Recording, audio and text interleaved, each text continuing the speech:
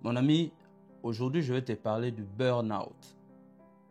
Un sujet très important. Et j'espère que tu vas rester jusqu'au bout de cette vidéo, premièrement, pour comprendre ce qui va être dit, et puis après, parce que j'ai une petite surprise pour toi à la fin. Parlons maintenant de ce tueur silencieux. Il ne fait pas de bruit. Il ne se voit pas. Et il frappe surtout les plus ambitieux. Ceux d'entre nous qui disent « n'est jamais lâché ». C'est quoi le burn-out ou l'épuisement professionnel? C'est un état d'épuisement physique, mental et émotionnel causé par un stress chronique, très souvent lié au travail, mais aussi dans des projets personnels très exigeants. Tu es tout le temps fatigué. Tu n'as envie de rien.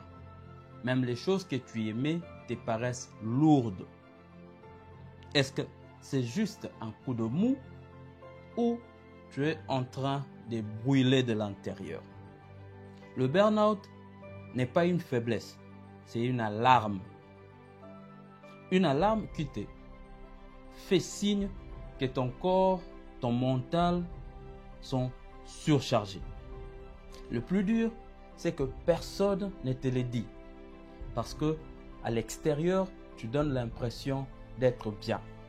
Jusqu'au moment M où tout va s'effondrer. Tu fais tout ce qu'on attend de toi. Jusqu'au jour où tu n'en peux plus. Alors, comment reconnaître que peut-être on est en train de faire un burn-out?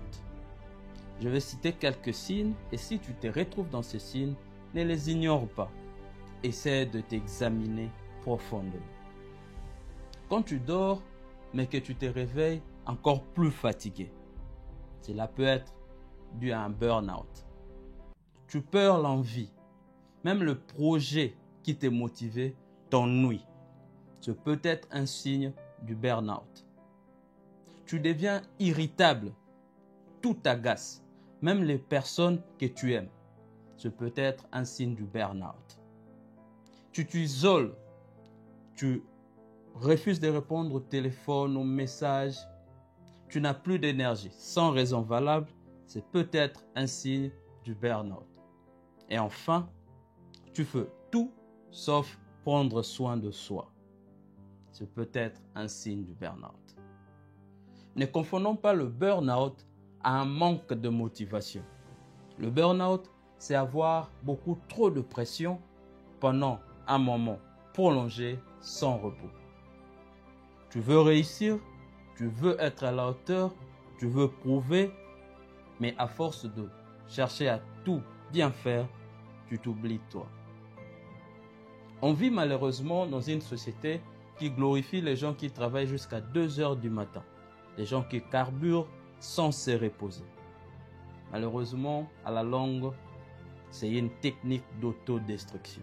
Cela ne t'apportera que des ennuis physiques, émotionnels et mentaux. Alors, comment en sortir?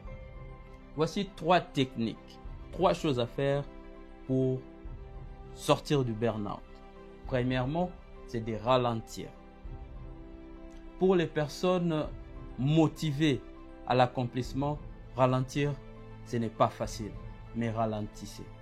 Parce que si vous ne le faites pas consciemment, votre corps vous l'imposera. Deuxièmement, parlez-en à quelqu'un de confiance, à un partenaire, à un ami, à un coach, à un mentor. Parlez-en. Si vous vous sentez au bout du rouleau, ne gardez pas ça pour vous. Cherchez quelqu'un de confiance, cherchez quelqu'un qui peut vous apporter, qui peut vous prodiguer de bons conseils et parlez-en. Rien que ça, ça peut vous aider à surmonter le burn-out. Et troisièmement, redéfinissez vos priorités. Parce que réussir n'est pas égal à aller vite, c'est plutôt aller loin, sans se perdre. Alors, si tu es fatigué, si tu ne reconnais pas la personne dans le miroir, le problème n'est pas peut-être toi. mais plutôt ce que tu t'imposes. Ralentir, ce n'est pas un échec, c'est une preuve de sagesse. Clique sur le lien dans la description, je t'ai laissé un PDF intitulé 7 rituels pour sortir du burn-out. C'est gratuit, tu ne me payes pas. Si cette vidéo t'a plu, partage et laissez-nous un pouce bleu. Peut-être quelqu'un d'autre en a besoin plus que tu ne le crois. Peace, I'm out.